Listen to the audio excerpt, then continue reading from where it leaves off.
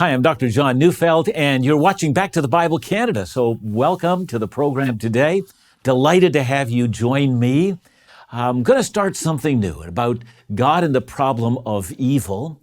And let me begin by retelling, a story that some of you may have read, or I know there was a movie made of it. It was called The Hiding Place. And it featured a woman by the name of Corrie ten Boom. Corrie ten Boom had grown up in Holland during the Second World War, and during a time when Jews were being hunted and put into concentration camps, the ten Boom family, out of faithfulness to Christ, were hiding Jews in their home.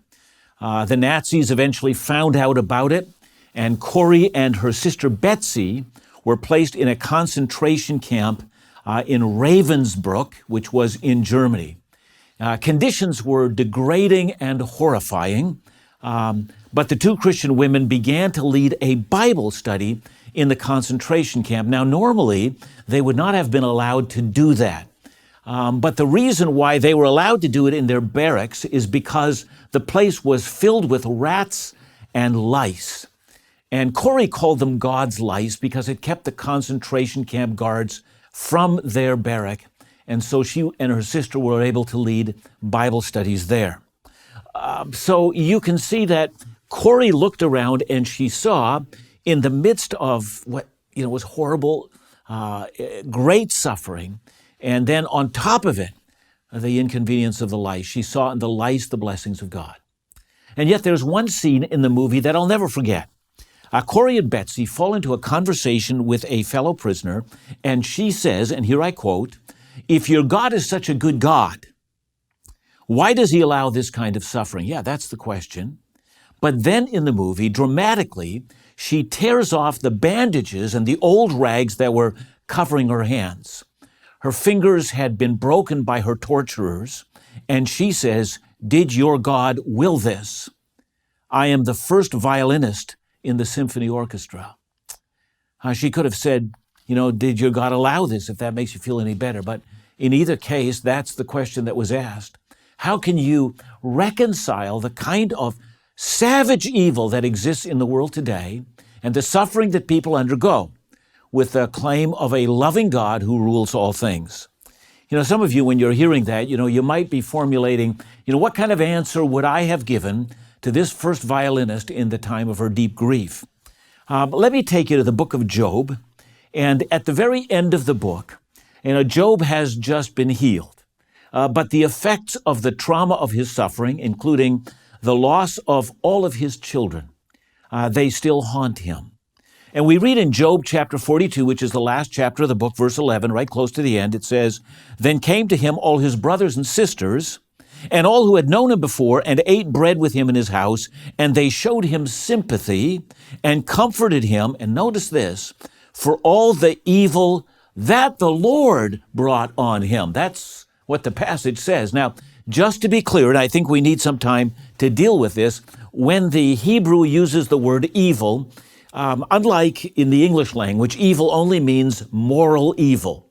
But the Hebrew can use the word evil, and it can speak of not necessarily moral evil. It can mean moral evil, but it can also mean suffering, calamity. So we can read this, for all the suffering and calamity that the Lord had brought on Job. Now, you might be just furrowing your brow right now, and you might say, no. This is all wrong. It wasn't the Lord that brought this suffering on Job. It was Satan, because you go back to the beginning of the book, and it was Satan that did that. He requested the opportunity from God to bring this suffering on Job. But lest we want to acquit God so quickly, God's not even asking to be acquitted. The book of Job makes it clear that even while Satan is, the immediate cause of the suffering, God is the ultimate cause of the suffering of Job. And you get that very specifically because Job himself says that. I'm reading here from the beginning of, I read from the end of the book of Job, but here's from the beginning of the book of Job, Job chapter 1, verse 21, we read, Job is speaking and he says, "Naked I came from my mother's womb, and naked shall I return. The Lord gave, and the Lord has taken away. Blessed be the name of the Lord. So Job said, it was God who gave me my health and gave me my wealth and gave me my children, but now he has taken all of these things away. And then he says, blessed be the name of the Lord. In other words, Job makes the choice, contrary to his wife's urging, by the way, not to curse God. His wife had simply said, if this is how God is going to treat you, curse God and die. Job simply says, you're speaking like a foolish woman. But already in the book of Job, you can hear that tension, can't you, of the reality of suffering and the reality of God being sovereign over all things. Well, do you think that story is found in the book of Job alone? Well, if you do, think again, because it's also found in numerous other places in the Bible. So I'm reading now from the book of Ruth, chapter 1, verses 20 to 22. Now, just to set up before I read the passage, the story is told of a woman by the name of Naomi. There's a famine in her country. She goes to the country of Moab, and because the famine is severe in Bethlehem. And so as she goes with her husband and she goes with her 2 sons. In a process of time, her husband and her 2 sons both die. And when she comes back, Naomi says, and this is in consequence of having lost almost everything, Naomi says, I'm reading the book of Ruth, chapter 1, verses 20 to 22. She said to them, that is to the people of her village as she comes home, do not call me Naomi. Call me Mara, she says. Now, in Hebrew, the word Mara means bitter. Call me bitter, because she was bitter. Call me Mara, for the Almighty has dealt bitterly with me. I went away full, she says, and the Lord has brought me back empty. Why call me Naomi when the Lord has testified against me and the Almighty has brought calamity on me? See, Naomi thinks this was God who did it, and I think she's right. But many people have problems with that. Surely it couldn't be that way. Naomi, they think, must have been mistaken in what she was understanding as the root cause of her suffering. You know, there are those who will say, well, if that's how God treats people, he's just cruel and I want nothing to do with God. That happens all of the time. I'm just going to abandon God if that's how he's going to be. But there are others who are going to say something that sounds like this. Well, you know, God kind of rules over all things, but he rules over the big things, but the incidental things, they just happen. And in this case, the famine in the land and whatever diseases her husband and her 2 sons died of, or whatever circumstances that surrounded their death, they're going to say, look, God had nothing to do with that. And I think what they're trying to do is they're trying to save God's reputation. They're simply saying, there are things that are random that occur, and they do not occur, they think, in the purview of God. So for them, that would solve the problem of God and evil. God just simply is not involved in some things. That's how they think. However, that's not how the Bible thinks. So let me give you a number of things in the Bible that say the very opposite. First of all, from Exodus chapter 4, verse 11. It says, then the Lord said to him, and him here is Moses. This is Moses calling to his ministry. And the Lord said to him, who has made man's mouth? Who makes him mute or deaf or seeing or blind? Is it not I, the Lord? So God says, you see someone who's blind? I'll take credit for that. Does that shock you? And yet here we have God himself saying this. Or listen to Amos chapter 3, verse 6. Does disaster come to a city unless the Lord has done it? See, there's an interesting question. And God says, yeah, I did it. Here's Lamentations chapter 3, verse 38. Is it not from the mouth of the Most High that good and bad come? And again, please understand the context. Bad here does not mean moral evil. God is never the author of wickedness, but God is the author of suffering, and in this time, it's calamity in a city. And still, some people might be unconvinced with what I've said. Some will think, you know, I've pulled a couple of obscure Bible verses out of some passages in the Scripture that almost nobody reads, and, you know, who knows what the context is, and so they're willing to dismiss what I've already said. But I'm going to give you more passages. Are you ready? This one is from Isaiah chapter 45, verse 7. Here's God speaking. I form light and create darkness. I make well-being and create calamity. I am the Lord who does all these things. Or how about this from Lamentations 3:37 and 38? Who has spoken it came to pass unless the Lord has commanded it. See, that's what we've not noticed before. It is the Lord that has commanded it. Now, how about this from Proverbs 19:21? Many are the plans in the mind of a man, but it is the purpose of the Lord that will stand. You see, people can only accomplish so much. God himself will determine what stands and what doesn't. See, our freedom to act is limited. That's what the Bible teaches everywhere, and certainly that's what Proverbs 19 teaches us. A despot ruler rises up, and God says, that can only happen if I ordain or permit it to occur. If I don't permit it, that horrible ruler will never arise. How about this from Jeremiah 10:23? Jeremiah says, I know, O Lord, that the way of man is not in himself, that it is not in man who walks to direct his steps. Again, you don't have the power to predict your own future. There's an old saying that says, life is what happens while we're making other plans, and it does seem that way. Every once in a while I've been asked to give my, where do you see yourself in 5 years from now or 10 years from now? And as I've looked back on my life, and I'm old enough to do that now, I look back on my life and I have noticed that if I look back 5 or 10 years, the things that have transpired in my life, I never saw many of those things coming. A lot of life happened to me by surprise, and yet I had to come to the terms with the idea that God is the one who plans the steps of my life. Now listen to Matthew 10:29. Jesus is speaking.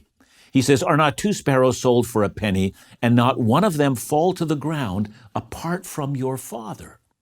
Now here Jesus is using a way of argumentation which is called from the lesser to the greater.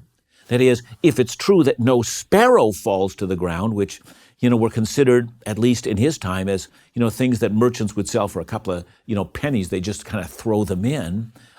If not one of them falls to the ground, apart from the will of your Father, should it not also then be true that the greater is true, that no human being falls to the ground unless it is the will of the Father that should occur?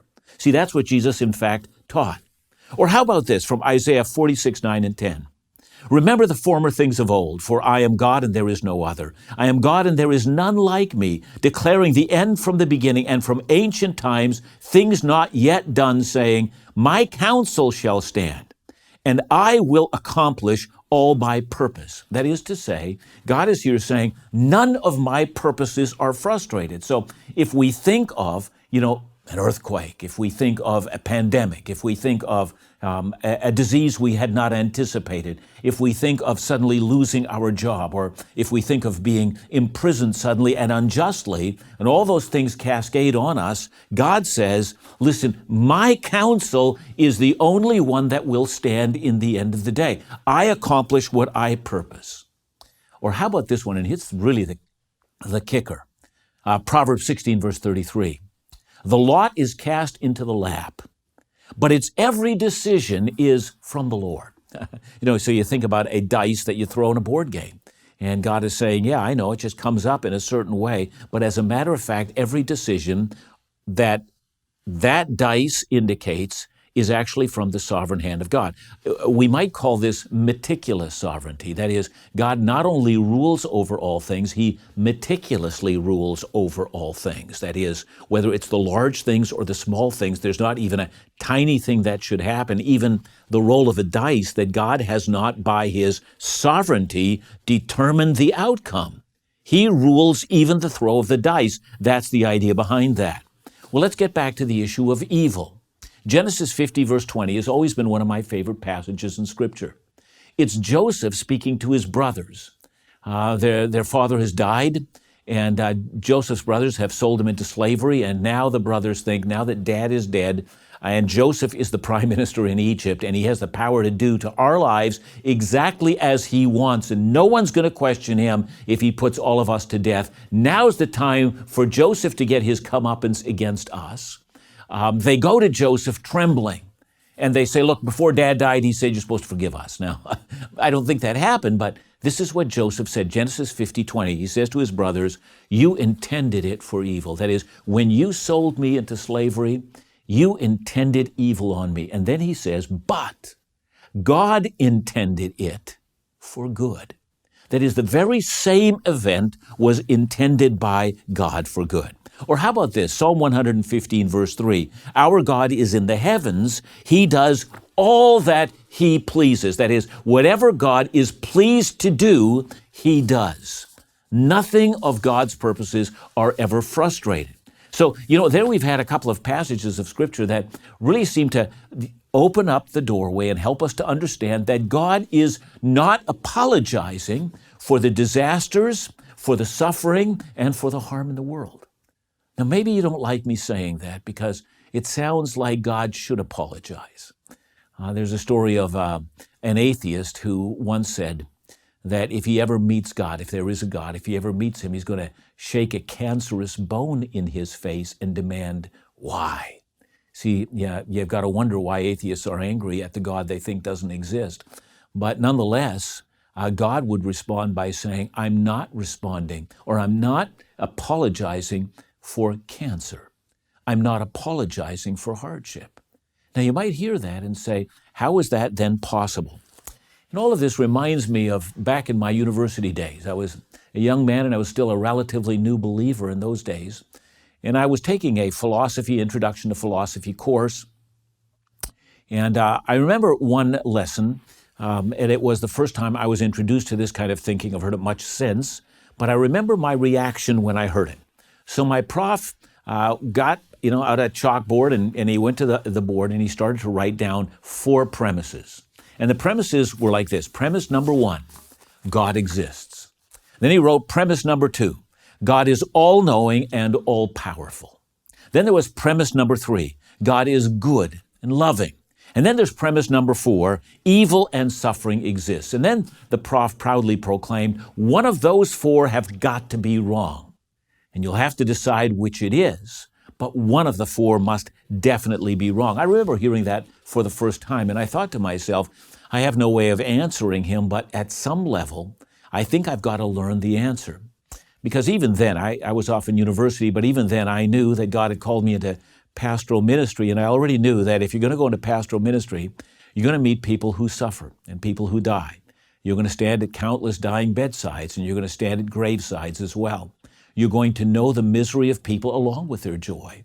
And that's the whole nature of the pastoral ministry. And I know it was introduced as a philosophical issue, but it's introduced in other ways as well. So what I'm doing today is I'm simply introducing a new series on God and the problem of evil. And what I'm going to do in the future is I'm going to talk about the prophet Habakkuk. And you're going to find out, if you've never read Habakkuk, or you hardly even know where to find it in the Bible, you're going to go to the table of contents in your Bible and you're going to find out where it is. And by the time we're done, I think you're going to like this guy. I think it's one of the fascinating books in the Bible, and it deserves study. But one of the things that the prophet inquires of, and he says, why you, God, why don't you stop evil? See, that's the question that he asks. And it's not just Habakkuk's problem, is it? It's the problem of my university philosophy prof. It was the problem of the first violinist in the orchestra that Corrie ten Boom dealt with. I mean, God, why don't you do something if you're able to do anything? See, this matter is a universal matter.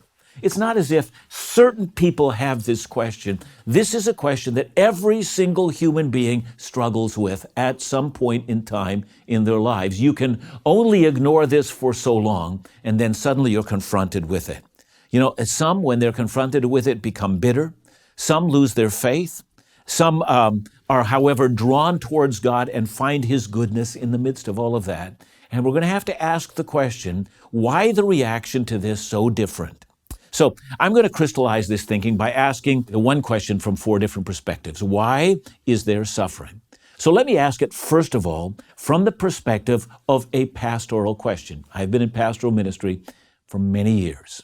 And every once in a while, when you're shepherding people, you need to ask, why, oh Lord, have you allowed this person to suffer?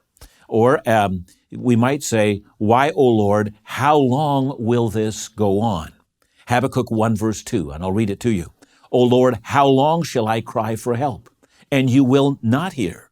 Or cry to you violence, and you will not save? I mean, can you hear the pain and the urgency in Habakkuk's question? He wants to know. It's been going on for some time now, and it seems like you're not doing anything. You know, that's the pastoral question. I've been suffering, Pastor, for so long. Why does God simply not take this matter away? Now, who hasn't asked that? I think that's a common question that's common to the human race.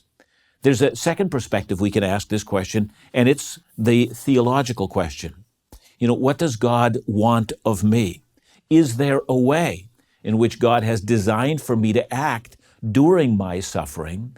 And is there something that I can do to lessen the burden that the suffering has put on me? Now, I guess it depends on who you're listening to.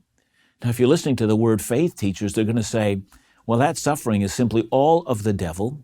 And if you had enough faith in God, if you just trusted in Him and said the right words like, I am healed, His wounds have healed me of all my suffering. If I can say all those things and believe them and speak them out with my mouth and say, suffering be gone, it's going to be gone.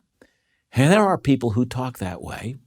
And yet I've talked to more people than not who have told me I've tried all of that and the suffering hasn't gone away. And that's because that doesn't work. And the reality is that the Bible speaks a very different language, and we've already seen some passages where it does. However, we will learn as we read through the book of Habakkuk that in Habakkuk chapter 2, verse 4, Habakkuk will say something that gets repeated in the New Testament. Habakkuk says, in the day of great suffering and when evil things happen, he says, the righteous shall live by faith. That is, the righteous shall live through these days by their confident trust in God. And the theological question will have to be, what does confidence in God look like in the day of suffering? There's a third way in which we can examine the whole question of suffering, and it's from the apologetic side of things. You know, that's what my philosophy professor was challenging me to do. If you're a Christian, you can't be a consistent one. That's what he in fact says. So remember, God exists is premise number one. You know, premise number two is, God is all-powerful and all-knowing. Premise number three, God is loving. And four, evil exists. I mean, one of those four has to give. And if I were to answer my professor today, I would simply say, you have misstated premise number three. You've assumed in advance what God's love actually looks like. You've assumed that love and suffering can't go hand in hand, but I'm here to say to you that they can. And indeed, that's the entire Christian message, the very heart of the matter. It comes back to the message of the cross, that at the cross of Jesus, there was great suffering, and yet that suffering was the greatest display of God's love. Somewhere in all of that, we need to come to terms with the fact that suffering is not outside of the purview of a loving, all-powerful God. Well, there's a fourth angle for these questions, and it is the spiritual question. It's the question, Lord, help me to know what your servant is to do in this hour. Habakkuk 3, verse 2, O Lord, I have heard the report of you, and your work, O Lord, do I fear. In the midst of the years, revive it. In the midst of the years, make it known. In wrath, remember mercy, he says. Yeah. Lord, if this is the day of wrath, remember mercy.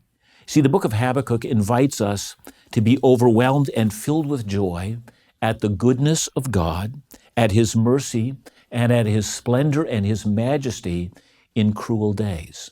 I mean, that's what Corrie ten Boom thought she saw when she saw the bunk infested with lice. At first, it was horrible to see, and then she came to recognize that even there was the goodness and the kindness of God. See, there is a spiritual question in which the God of heaven invites us to enter into the purposes of the Creator for our lives, and that His purposes are not evil, His purposes are not to do us harm, but His purpose is to prepare us for the best possible eternity. And that's what we need to see in all of these questions.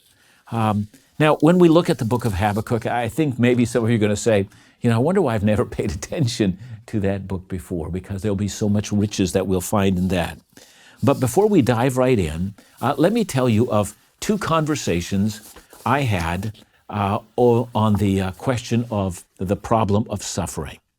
The first is a man, and I'm going to call his name Jerry. It's a real conversation, but I want to say it right. Jerry's son died, and it had occurred a number of years ago.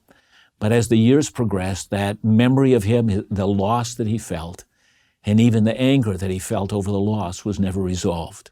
We happened to be having coffee one day, and as we were having coffee, he asked me this question. He said, did God cause these things to happen? And I knew he wasn't asking me a philosophical question, and he wasn't asking me a theological question, and I tried to evade it. I said, look, I understand that you're going still through great difficulties over this. Can we talk about it? And he said, no, I need you to answer my question. He wouldn't let me off the hook. So I answered with the words from Lamentations 3:38. It is from the hand of God that both good and bad things occur. And his look on his face was one with anger, and he stood up from the table, and he just walked away. Now, we're still good friends to this day. But I still remember that response. It just hit him that if God was involved in some fashion in his own sufferings and in the death of his son, it's not a God that he knew how to deal with. Here's another conversation I had, very much like the other one. It's a woman, and I'm going to say her name was Janelle, although again, that's not her real name. But she had been just recently diagnosed with a very serious disease. It was incurable. And the prognosis for her life was very, very bad. It looked like her life was just going to decline from this moment on, and eventually it would lead to her own death. We sat at a dinner table as two couples, and she asked me a question that sounded very much like my friend Jerry had asked me. Did God cause this? Again, I tried to answer in the same way I'd answered before, but she, like my friend Jerry, wouldn't let me off the hook. So I answered in the same way. It's from the hand of the Lord that both good and bad comes. And as before, the room became very quiet. And then she answered, and I'll never forget her answer. Her words were, well then, I'll give praise and honor to God, because I don't think I'd want to walk through this illness in any other way other than to know that God had ordered this and that his good purposes were involved in my life. Now, you can see two people hearing the very same answer, but the reactions that they had was very different. One reaction is, if that's God, I don't know how to deal with that. And the other answer is, if that's God, that's my only source of hope that I can have in this period of prolonged suffering. Listen, if it's you that are suffering, please understand the following. The God who made you and the God who loves you is not immune from hearing your cries of mercy before his throne. He hears and he responds. And furthermore, he also knows what suffering is, for he sent his only Son into the world that he might suffer for you. The Apostle Paul, when he wrote, said that he was in his own flesh filling up the sufferings of Christ. And he knew that as he was presenting the gospel to the world, that suffering was required because there was a backlash. Sometimes suffering comes in the way of persecution of Christians. We know that. But sometimes also it simply comes because we live in a sin-cursed and fallen world. But a God who orders all things for his purposes has so ordained that you and I would not be immune from these sufferings.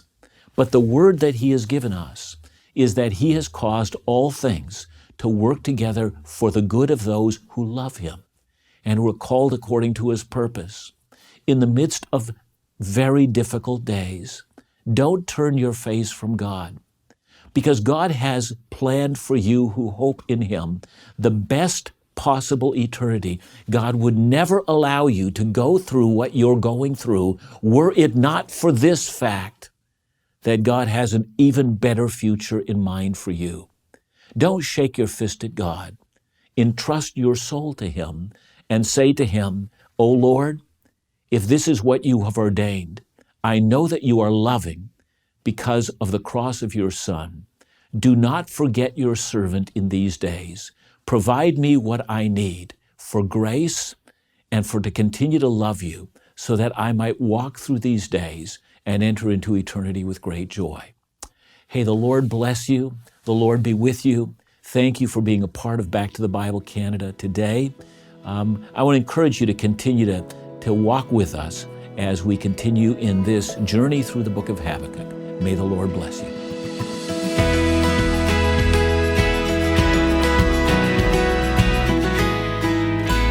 Thank you for watching today, and I want to ask you to make sure that you hit the like button and also subscribe to this channel so that you can receive any further notifications of all the videos that we prepare for you. Thank you so much for being a part of Back to the Bible Canada.